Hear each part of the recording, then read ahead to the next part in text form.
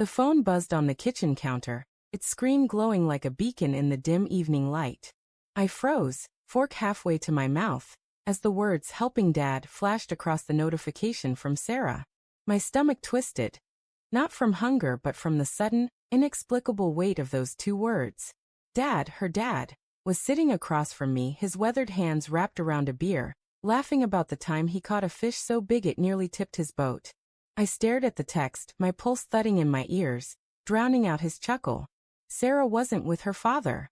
She was somewhere else, with someone else, and the lie burned like acid in my chest. The dining room smelled of roasted garlic and the steak Dad had insisted on grilling, its charred edges still sizzling faintly on the plate.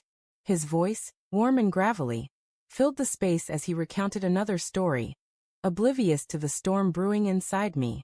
I forced a smile, nodding, while my mind raced. Sarah's text was time-stamped 6:47 p.m. It was 7:12 now. She'd sent it casually, as if it were nothing, as if I wouldn't be sitting here with her father, the man she claimed to be helping. My thumb hovered over the phone, itching to reply, to demand answers, but I didn't. Not yet. I needed to think, to piece together the fragments of doubt that had been piling up for weeks. Sarah had been distant lately, her laughter rarer, her eyes skittering away when I asked about her day.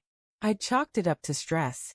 Her job at the law firm was relentless, with late nights poring over case files. Or so she said. There was that night last month when she came home at 2 a.m., her blouse wrinkled, her perfume faintly overlaid with something musky, unfamiliar.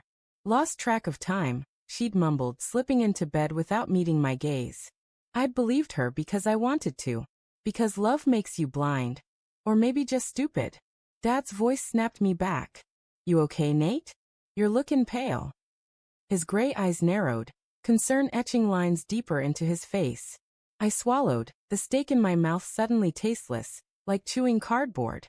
Yeah, just work stuff. I lied, my voice steady despite the tremor in my hands. He nodded, accepting it, and took another swig of beer.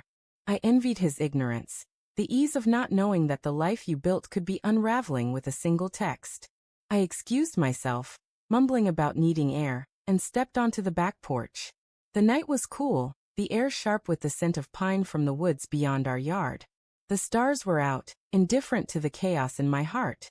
I opened Sarah's text again, rereading it as if the words might rearrange into something less damning. Helping Dad. So simple, so innocuous.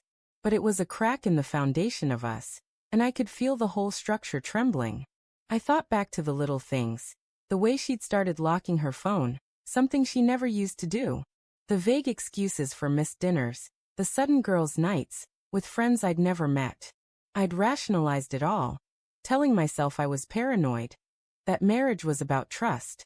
But trust is a fragile thing, and hers was starting to feel like a house of cards in a windstorm. I dialed her number. It rang once, twice, then went to voicemail. Her voice, bright and warm, invited me to leave a message, but I hung up, my throat tight. I texted instead.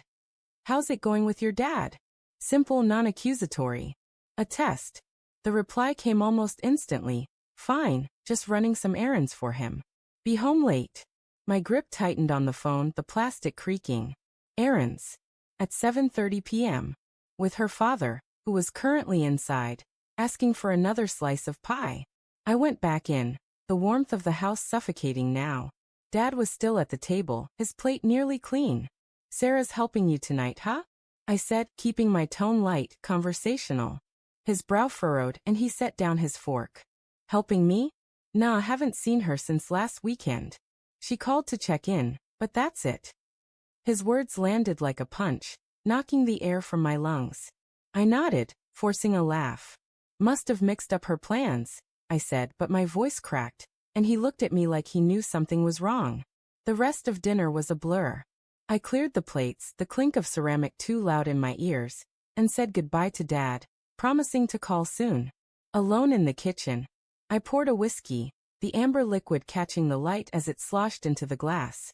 I didn't drink it, just stared, letting the burn of betrayal settle into my bones. I needed answers, but I dreaded them. What if it wasn't just a lie? What if it was worse? I drove to her office, the city lights blurring past like streaks of guilt. The law firm's building loomed ahead, all glass and steel, cold and unyielding. Her car wasn't in the lot. I checked the time. 8:15 p.m. No one worked this late, not even Sarah. I called again, and again it went to voicemail. My mind spun with possibilities, each one uglier than the last. A coworker? A client? Someone I didn't even know? The thought of her with someone else, laughing, touching, sharing parts of herself that were supposed to be mine, made my vision blur with rage and grief. I drove to her friend Lisa's house next, the one she'd mentioned for those girls' nights. The house was dark, no cars in the driveway. My hands shook as I gripped the steering wheel, the leather creaking under my fingers. I was running out of places to look, out of excuses to make for her. Then I remembered the hotel receipt I'd found in her coat pocket 2 weeks ago. $129 for a night at the Marriott downtown. She'd said it was for a client meeting, a last-minute booking. I hadn't questioned it. I hadn't wanted to. The Marriott's lobby was all polished marble and soft jazz. The kind of place that screamed secrets. I approached the front desk, my heart pounding so hard I thought it might crack my ribs. "I'm looking for my wife Sarah Bennett," I said, my voice hoarse. The clerk, a young woman with a tight smile, typed something into her computer. "I'm sorry, sir, no one by that name is checked in." I showed her a photo on my phone, Sarah's face glowing with the smile that used to light up my world. The clerk's eyes flickered with recognition, then pity. "I can't give out guest information, but she might be in the bar." The bar was dimly lit, the air thick with the scent of bourbon and perfume. I saw her before she saw me. Sarah, in a corner booth, her hand resting on a man's arm.